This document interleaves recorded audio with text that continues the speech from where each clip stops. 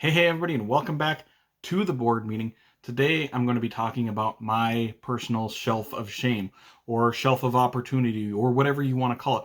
These are games that I've had for a long time that I just haven't gotten to play for some reason or another. I haven't learned them, I haven't played them yet, and they've just sat on my shelf unplayed and unloved for far too long. And we're going to be going through my top 12 shelf of shame games as they are rated on Board Game Geek. I have probably close to 100 games in my collection right now that I have not played. But it's not because I'm not playing games. I am constantly playing new games. I am learning 2 to 8 games every single week. But I mean, I have a constant influx of games. I have games that I'm buying. I have games that companies are sending me to play, and so I just constantly have new games. So I have close to 100, but I try to do my best to keep up with them, and just sometimes I can't. But we're going to be talking about the 12 that have been sitting there for a very long time that are the highest rated according to BGG. Now, before I made this video or before I was starting, I gathered up a bunch of my games that I considered on my shelf of shame that I thought were going to be on this list. And it was very interesting because I had to put a bunch back because they were way higher, way lower rated, I should say. And then I had to grab a bunch of other ones because they were way higher rated than what I was expecting. And some of them that I ended up putting away that we're not really going to be talking about today. First, there was Hellboy, the board game, and then Rajas the Ganges, Dice Charmers, which is the roll and write version, Wasteland Express Delivery Service, Outlive, and The Magnificent, and Iki. All of those, except for Hellboy, the board game, all of those are in the top 1,000 of Board Game Geek. And I think Iki was like 500 or something like that. All these other ones are even higher than that. And I've got 6 games that are actually in the top 100 on BGG that are going to be on this list. So these are really highly rated games that just for some reason or another, I just haven't gotten to. And we're going to go start with the lowest rated game and go into the highest rated games. And I'm not going to talk too much about the board games because I haven't played them. But if you see one of the games that you really like, make sure to comment down below and tell me, motivate me to learn these games. Please, I need your help. So we're going to start number 12. This is rated 376 on BGG, and this is still in shrink wrap. This is Newton, and I have owned this game for probably 2 years now. And it's a game, and I'm like, oh, is this a game that's based on Isaac Newton? I think it's like you're laying down cards for actions, I believe. But that's really all I know. And I'm like, this seems like a game that I would like. It seems like a Euro style, kind of heavier game, one that I would really enjoy. But for some reason or another, I haven't even broken it out on the shrink wrap. So I haven't even thought about playing it, haven't thought about learning it yet.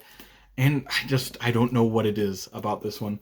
And I don't know a lot of these, what it is that's keeping me from playing them. It just hasn't happened.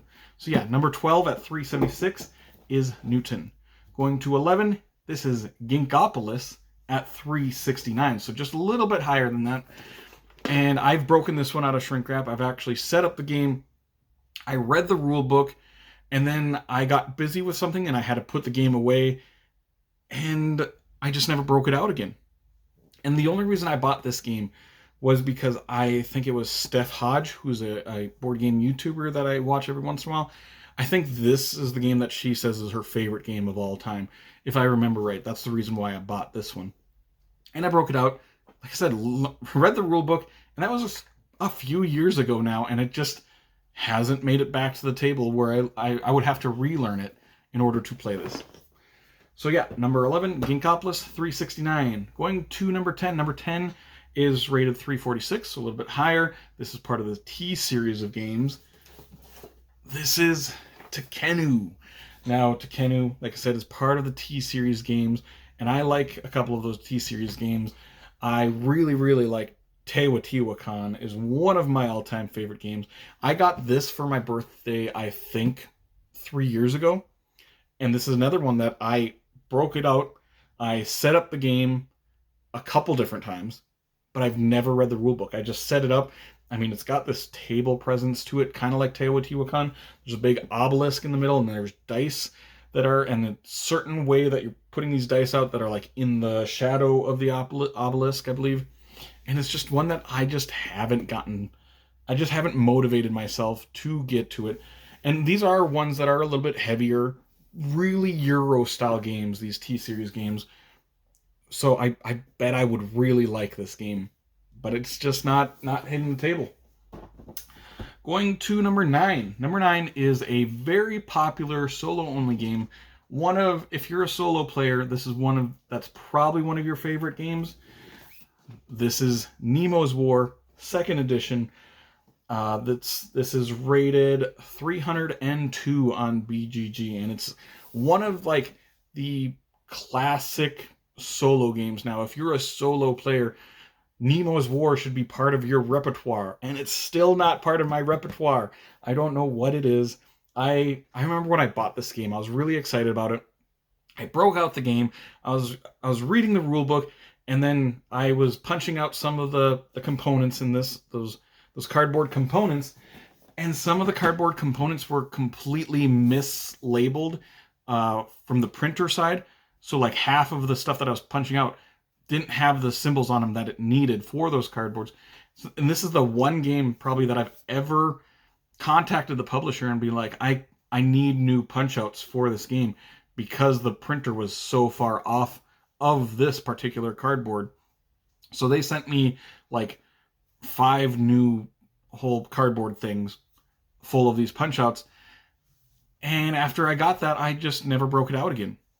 I don't know what it is. It is a little bit of an intimidating game because it looks like it's pretty heavy, but I've got no excuse for it. So yeah, number 9, Nemo's War at 302. Next, we are jumping up basically 99 ranks, and this was one of those games that really surprised me that it's this high. It is a small little card game. This is Tichu, just this little tiny card game. And as far as I know, this is like a ladder climbing, hand shedding card game. A game that for all purposes and intents, I should love this game.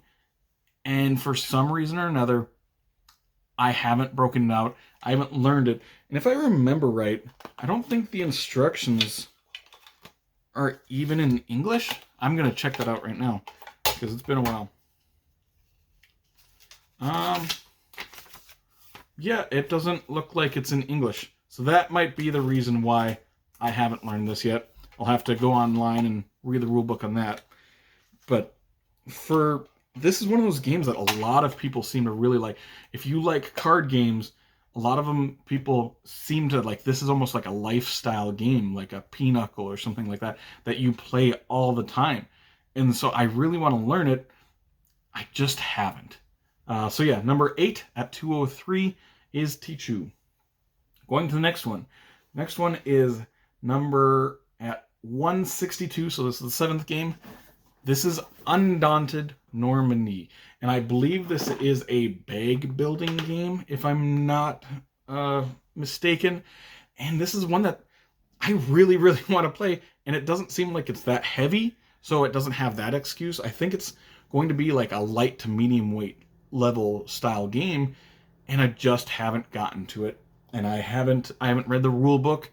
I remember when it first came out, I watched a video on it, and I'm like, that looks really cool, and I ended up buying it, and then it's just sat on my shelf since then. So yeah, number 7 at 162, Undaunted Normandy. Next one, we're jumping into the top 100 games of all time, and this is probably going to be the lightest game of all. This is a party game. So number 6 at 97 is Decrypto, and it's still in the shrink wrap even. And pretty much the excuse for this that I have not broken this out yet, I'm not that much of a party game person. I have a bunch of party games, but I have them to show other people that I know that will like those games. And this is like a word style party game, kind of like your code names and stuff like that. So it's one of them that's like, it's in the top 100 games of all time. And yeah, I'm just not a big party game person, but I don't really have an excuse that I haven't broken this out and learned it, because I'm sure the rule book is probably like 3 pages long, kind of like how those other ones are. And I'm just not a huge party game person. but I should be breaking that out to teach other people because I know that they will like it probably. So yeah, number 6 was Decrypto at 97. Going to number 5, going back to some big heavy Euro style games. This is at 84 on BGG. This is Beyond the Sun. This is, as far as I know, this is a big like track moving game. You're moving up tracks.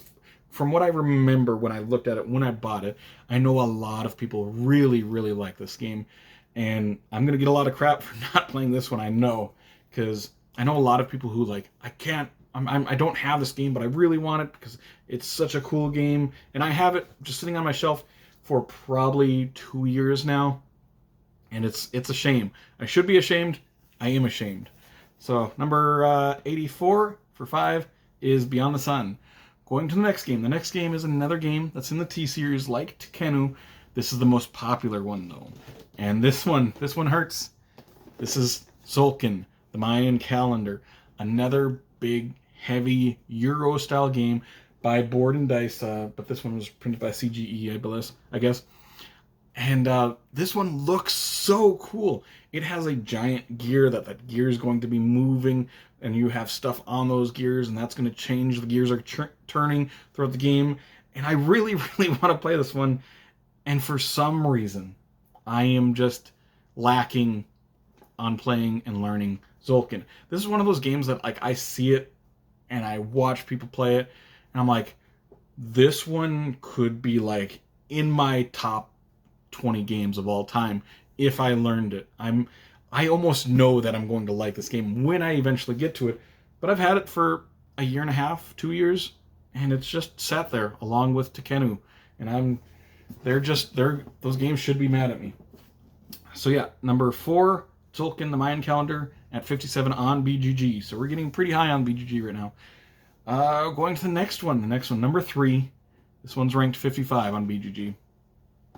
This is Maracaibo.